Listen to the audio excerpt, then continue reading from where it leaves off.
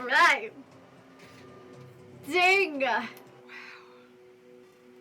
Oh, wow. Oh. Gosh. So we're halfway through now. Right? Oh, is this halfway through? I think it's halfway through. That guy's name is Cosmo? Yeah, Cosmo Jarvis. So he's been in a lot of things. People are a fan of him. At first I was kind of like, he is just like your poor man's Tom Hardy. I was like, I don't know how I'm feeling about you, but I'm sold now. You are good. You are great. You are endeared. Credit that to him, but also the supporting. Yep. Yes. There's so much love to supporting. And I think they wrote him like that on purpose. They want to take you on a journey. They don't want it just to be obvious. Yeah. Which I love about the show. Everything is very like, it's not what you think it is. Like, there's so much that we don't know and we don't understand. We just gotta hang on to our seatbelts and not assume anything. Loved the Eightfold fence thing. Yes. That was so powerful and it hit deep. I think culturally we have to always be protecting ourselves because it is kind of brutal. Like, we got a taste of how you get roasted by your own family all the time, you know, and that was just gentle. But from the inside out, from day one, you have to just learn how to provide that safe space for yourself. It's like, don't rely on others, don't even rely on religion, don't rely on anything except for you, yourself. That's the only thing you can control, right? Life, death, that. It made me think also of the Eightfold Path for Buddhism, and I know they touch on it lightly here and there in the show, but Buddhism is huge. It was really interesting for me that there was the assassins that were tied to the Amida Buddha. They were like a sect of assassins that... Were they Ronin? They didn't really say anything, but I was like, that's interesting because it's very Buddhist to not hurt others. Right. Right? So I was like, I want to look up because I'm sure it existed. I'm sure the show used it for a reason, you know, they didn't just make it up. I wonder if they will talk about that more, and how I liked, like, how that ties into with Cosmo John and his relationship with religion. We still are unclear with it. We know that he's Protestant, right? Self-declared. Self-declared, but no matter what, that is saying something in his time and where he lives. If you say you're Protestant, that informs everyone of how you live, how, like, who you are tied to politically, what you'll fight for, what you'll die for. We don't actually know his relationship with God yet. We don't know if that's just a political leaning. We still don't know what he did. We know maybe he killed some Portuguese and he wants to, like, bye-bye the Catholics, but we don't know why. Like, we still have puzzle pieces missing. What I do love is how much he's noticing the beauty of Japan. When the earthquake came, I feel like that was his first kind of actual meeting with God. And though it wasn't like he had a whole moment, it was just like, that can be extremely jarring if you've never had it before and Earth is telling you, hi, I am in power. That makes you change your mind about a few things. As we know about the Christian Catholic Church, what have you, back then most people were illiterate, and so they relied on the priest to tell them the word of God, and so they tell you what they want to tell you to gain that power. So we don't know how much he understands yet. So for him to finally get this kind of moment, for me personally, I think I would be terrified. I'd be like, I need to rethink some things because, you know, I know the Bible and I know that these things are possible, but until I've seen it in person and felt it in person, completely different. So I really enjoyed that so far. Touched on a lot of stuff that I was like also resonating with. Yeah. I 100% agree. I just actually wrote the note, the God and being confronted with God for the first time in the earthquake. The irony to me is that he was a pilot of the seas. Mm-hmm. And to me, especially being a Californian, SoCal, having earthquakes, like, we just kind of just sit there and we kind of wait, you know, we accept our path, whatever's going to happen. Yeah. If I were on the seas, I'm very uncomfortable on the seas. So for him to be able to constantly be on this rolling, non-stable pathway or whatever entity and not have confronted God yet, I agree. God has never shown up. he's been like, it's about me and trying to make sure I can get through and my men through. Wait, that's such a good point, though, because that's the perfect place to meet God, is on the sea. We saw it in one of the first episode You're where he's completely right. So land is a very like man thing, because London is built, it's done, right? So this is a very different look at God then, because you're right, he does know God through the sea, and like how much that can overpower you in an instant. You can't control the sea, you can't control the water, you can maneuver, but that's it. But he feels comfortable. So it's actually a really great point, because he hasn't had to deal with the wrath of God, per se. The sea is something he can understand and control. But when you're on an earthquake, like we know, like when it's bad, when you're in that, you really don't have a choice. If you are lucky enough to be out in open plain, or on the freeway, you'll never feel it on the freeway if you're driving. Anytime in a building, you really hear every single thing just knocking around. I think that it's what caught me was when he finds beauty, it's always when he's looking out to the water. Because I'm looking out and I'm like, oh, it's beautiful, but I was attracted to the house. Yes. Right? I was like, oh, the house is beautiful, and meanwhile he's like, rain. Yeah. He's like, oh, it's just a house, but to me, I'm like, safety, security. So it's interesting how we choose to see God. He was able to confront a God at that point and be humbled. Even though they are, some have declared their Christianity, right, in this country that might have deep roots in Buddhism. This is something that I always have to tell people, that I was raised Christian. I come from a long line of Chinese Christians. But even then, there are parts of my upbringing that is so incredibly Buddhist. But we still have these roots within us that can allow many cultures to kind of balance what we do in life. And it's all the same message anyway. It's just the implementing of it and spreading of it that gets kind of with intention. Yeah, the intentions of the spread and what the they spirituality is always there. Yeah. Which is beautiful. And I loved that even the way they talk about the fence, the Eightfold fence being something that they have to kind of remove themselves from the present at times to be protected so that they can continue. I actually think it's a very Buddhist mindset to be able to continue and persevere no matter what. Non-attachment. But there is a greater purpose beyond that. And then also to confront living and dying. I think in the Buddhist tradition, it is very easy to be able to just be like, this is my fate. I accept it, and I will still go out with a lot of honor and a lot of dignity.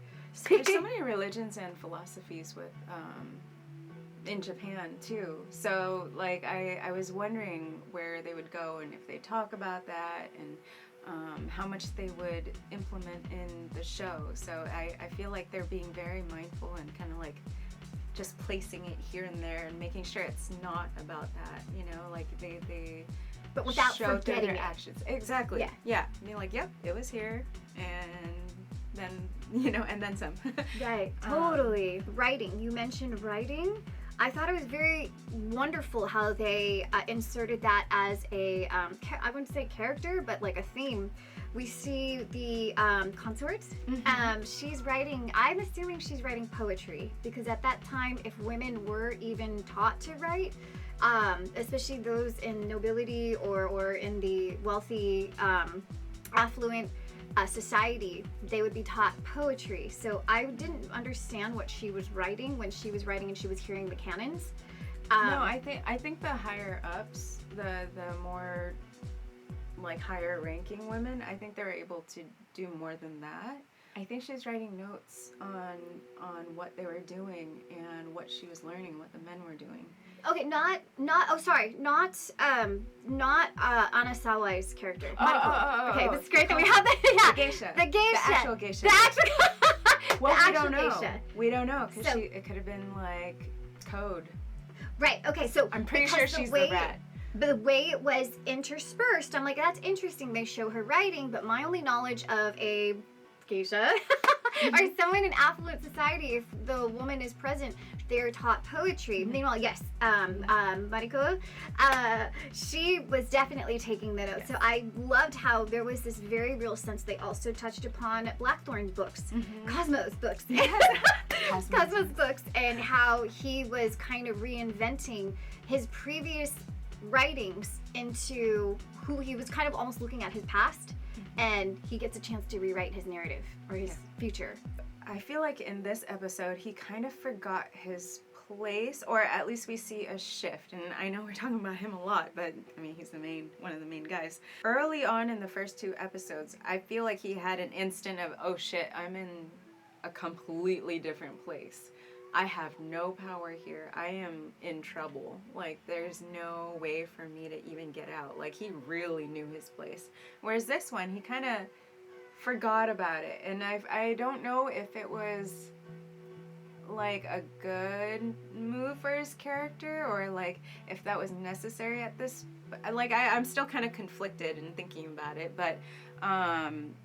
he was given more power by Toranaga, so, like, we get it why, but he still really, I felt like this one he was being a little, not brazen, but kind of like, my men, my ship, and I was like, it's very obvious what you're doing, and very transparent. Why do you think that it's gonna be okay? You're not, yes, you have power, but it's kind of silly to think you have more power than you do when at any second he can be offed. Right? So I wonder if that is a Western mentality. Think so? Where it's like, oh, I'm safe now. But like, I didn't get that from him either. He was like, I don't want it. Why do I need a house? Like, what's going on? Right. I just want my men in my ship. We don't know why. We assume it's to run away, but also, how can you run away in a place like that? Right. So, and then on top of that, he's saying he wants to go home, but to what? He doesn't even know his own child. Did he say he wanted to go home? Yeah, he kept saying my only objective in the first 2 episodes, my homework. Oh, now I mean though. Oh, now. Okay. Now, yeah. I now don't that's know true. He's not said that once. Yeah. You're right. You're right. I don't think he wants. I think he's. I wouldn't say he's lost either, but he doesn't have that much power to be acting that way. So I was curious. Actually, I think in this episode, it's the first time there was a departure. What I realized, if he kept wanting to go to a ship, he did state he wanted his guns. I think he maybe feels vulnerable. Right. He wanted has his no artillery. weapons. That's true. And then, but in this episode, he gets Fuji. Yeah. Oh. How that was. Oh, that whole scene. That was so beautiful. So like, we beautiful. both knew immediately what was happening. Mm-hmm. Huge. If she is a rat, though, because she's my favorite character right now. I don't think she's a rat. Okay, not her. I don't think she's a rat. So she was the one that was writing. That's what I love. I'm feeling almost like they're saying, here's where women have power, because that's where I instantly went, like, women have power in their writing because everything is done silently and quietly, and we know, even though it's Chinese, it's like messages through a fan, like, right. So I feel like it was purposefully inserted at different times with different people, because we don't know what it says, we don't know what's going on. You saw that when the nephew got that message, the mother, whoever, was like instantly like peering over, and he wasn't like shoo. So we don't know, but I feel like there's something powerful going on with the writing there. Yeah, totally. Because I noticed it in this episode. It was definitely something new. And Fuji was exchanging the weapons with the swords with him. Even though that was kind of done before, again, Last Samurai, and I know like people probably compare the two a lot, and I'm not trying to do that. They do have a moment where it's the same thing where the woman is a widow, and she has to now take care of this foreign soldier out of nowhere who is savage or, whatever. And she has to kind of take it quietly and do it. And of course, he falls in love with her and she begins to respect him. But it's the same thing of he then gets her. I'm sorry, I'm like spoiling this now. But he does, there's a switching where he then gets armed. Okay. That she gives him armor. and it's a big so moment. good, It's so though. powerful. So I Yeah. get why they do it. It's It okay. obviously affected us. I still love it That completely. trope is not dead yet. It's Keep not using dead it. yet, but I was like, okay, I see what you did there again, but oh, they played it so And then well. the food acting. after. And I now. loved it. She was like, And he received it. He received Stinky Stinky cheese. I remember my grandfather when he, in the war, he fought for the Commonwealth though, so he was fighting alongside the UK. I don't remember for what, but he would talk about how the British soldiers would give him cheese, and he would say it smells like hell, but it tastes like heaven. But it was something where he had never had cheese before, so to see it now reversed, where he's like, I see this stinkiness, and you raised me, my stinkiness. I'll eat it. Yeah. I would be curious to see the script. I don't know if this is ever available, but to see how it is written, because whoever the screenwriters were, shout out to you guys, 100%. I know they were in the credits while I was like freaking out about Atticus Ross, but I will say if it is written that it's beautiful. So I'm curious if the direction is being given to the actors. And how much is being given, and how much then the actors are then like, I get this, and I'm able to just inform it and create emote. it. Yeah. There is a channel that I follow on Instagram that do that. They have like a split screen where at the bottom there's a script going and it's following along the scene so you can see what actually happens. I hope they do this with Shogun. The universe says yes. Wait for it. It's coming. Maybe we should suggest it. I'm gonna make a note. I know, right? Suggest to. I don't know how they'd get it, but suggest. That would just be cool. You pointed out the costumes last episode, and that continues to be killer. Like the attention to detail is insane. I was floored by so many of the outfits. What was interesting to me was every time they're doing training in the field in Marukose, she's wearing a men's outfit. Right? I noticed it was drab very and interesting. No, so it's pants. Oh, It's yeah. pants, She and was wearing pants. Which you see the men wearing, and even if you do like any sort of martial arts in Japan, like you see the gi or like other Like the hammer pant kind of, but with the pleats and it's a whole thing. So that was very interesting to me because I know they're so key on being historically accurate. The women, as we know and see, when it comes time, they can fight. Right? And they're like, I was obsessed for a long time about the female samurai warriors. Shade of geishas. But also there were a bunch that were called to firefight as well. Oh, what? And they would their women would show up in so many different ways where I'm like, I love that they're kind of touching on this. And I don't know, I wish I knew how much is accurate where, okay, it wouldn't be so weird if a woman just happened to be there during training, or would it be weird, or like what the dynamic was since they're all so trained. Like who trained them? Like when? Was it just the husband's job, the father's job, or like how did this work? So that made me very curious. Oh, I love that we got our pillowing time. We knew that was gonna happen at some point. I love that they gave the husband the goodbye before. I feel like there's like a quota of like, if you're like, on a certain network, like you need to have a certain amount of like Snegsy time. Yeah. Yeah, that's good. I don't know. I was thrown off, yeah, because yes, they shared a cute, intimate like moment in the hot tub or whatever the hot spring. Hot spring. They hadn't had as much of a moment as Fuji did with her man, Blackthorn. And I think they're just laying down the groundwork for what's to come because, like I said, we're kind of halfway through. I think from now till the end, there must be stuff that has to happen between them to make it higher stakes. Yeah. So now that their relationship has gone all the way, I agree. It could have been dragged on a little bit longer. There could have been more chemistry building up. Yeah, that's it. Yeah. Yeah. So I was kind of thrown off by that, but I got it. I understood. It wasn't so out of place where it's like, why are we inserting this? Just to be exciting. Yeah, it wasn't overly gratuitous. Not at we'll all. take it. It was very They've all been tastefully done. respectfully done. Yeah. Yeah. There's both the male nudity Yeah. and the female nudity, and none of it is vulgar. Nope. Which is very in line with the show, in fact, and how Very they've been respectful of everything. The adorable son, yes, but then he becomes like the guy to kick butt at the end. He talked about weaknesses, and my thing was like, oh, I wonder if his weakness will end up becoming a counterpoint of strength. And his wound, for instance, but I feel like this speaks to like human nature, and then I feel like we don't always give credit to this, to ourselves and our ability to turn our weaknesses into a strength. He's like, I don't seem powerful enough. You know, my father left and blah blah blah blah blah. So he took that opportunity. Now, do we know if he made the right move? We don't really know, but I thought that was a really interesting thing. This entire time has been utilizing people's wounds as the story pusher. I'm sure there's a better word right now that I can't think of, but the narrative and the storyline, and keeps us really gripped. There's a lot of things that even we can attach ourselves to in this story.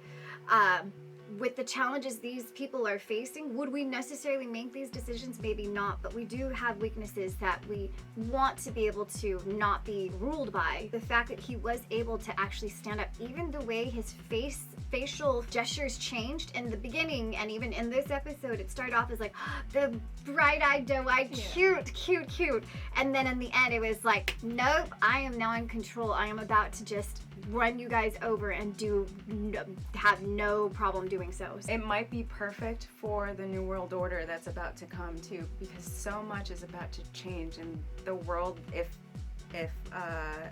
Japan finds out about the rest of Europe and that starts opening, which we know will happen, but you know, if that starts happening, then they really have to shift everything. Sun's weakness or now power or methodology might be just what they need for the evolution that's coming. Even Blackthorn, like a lot of his weaknesses have now turned into things where he's like, okay, actually, like he could have played off the fact that he was, he had to teach these men blah, blah, blah, but he was very vulnerable with the fact he's like, I'm just a pilot. You know, he could have been like, oh yeah, I'll teach you guys this, but then he's like, actually, my weakness is I'm a pilot. I only know the sea.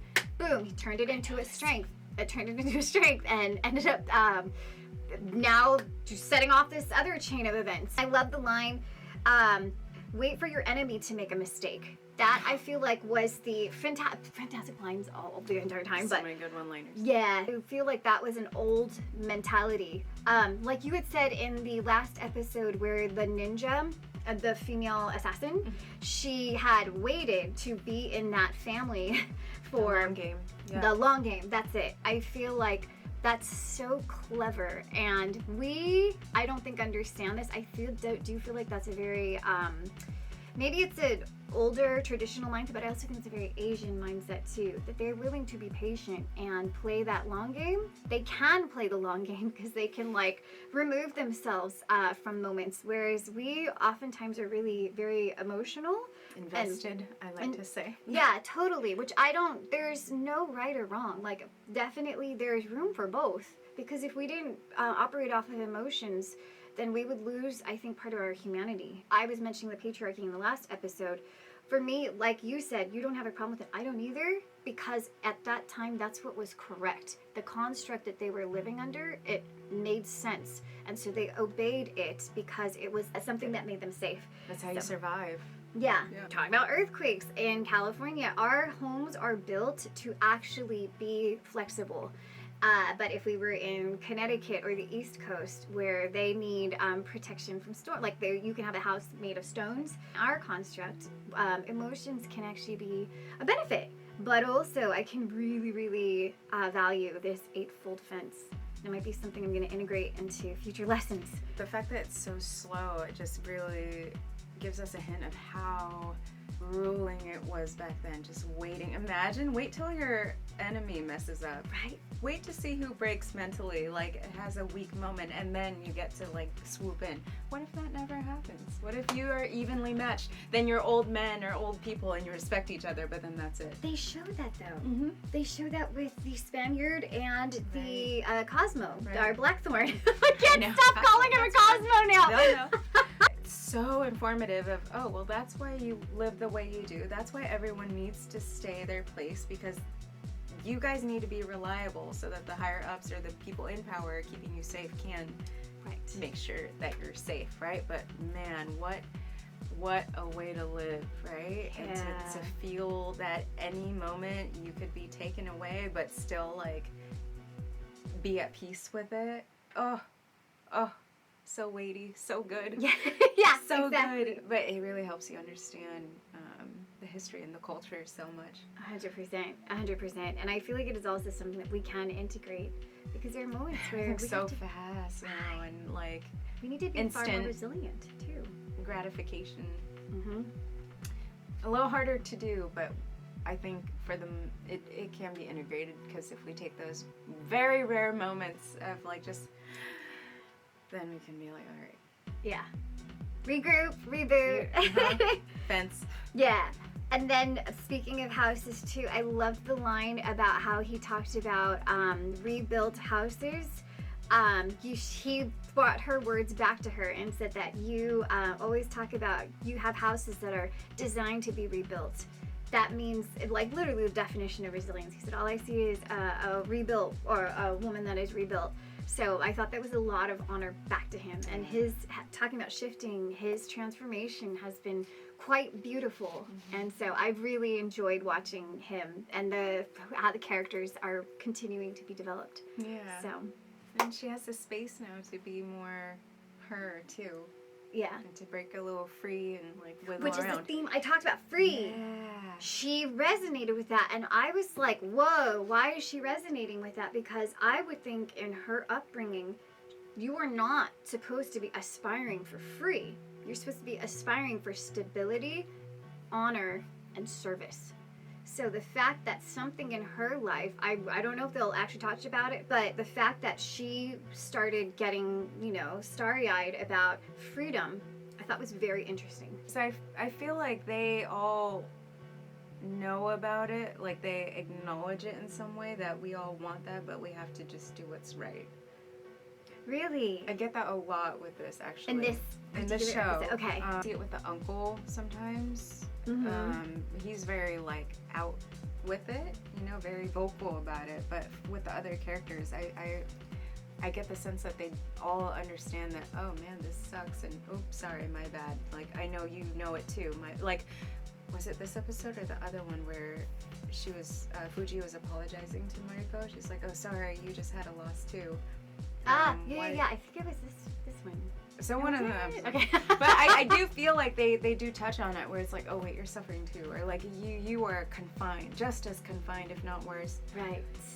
Okay, like you're right. Let me readjust.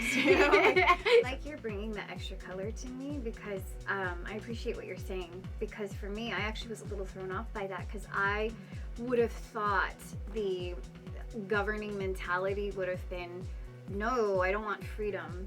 I want to continue to contribute to this society. And again, the construct or the structure. So to desire freedom is a very interesting plot point, I feel like, that they, to give her that dream and let her, take that. I can't wait to see what the next episodes will bring. It sounds like she wants revenge, or like some sort of Right? something, and Toranaga's giving it to her. So she did what she had to get to that point. I wonder if she will then have to kind of readjust, because maybe Cosmo or John will offer something new to her, or a different way. Right. There might be a really beautiful arc there too. So endlessly exciting. Thank you guys for joining us and still being here. I hope you enjoyed it as much as we did. Always leave your thoughts in the comments. We love reading them. As always, like, subscribe, do all the diddly lilies. I'm Vivian, or V. And I'm Lauren. Bye.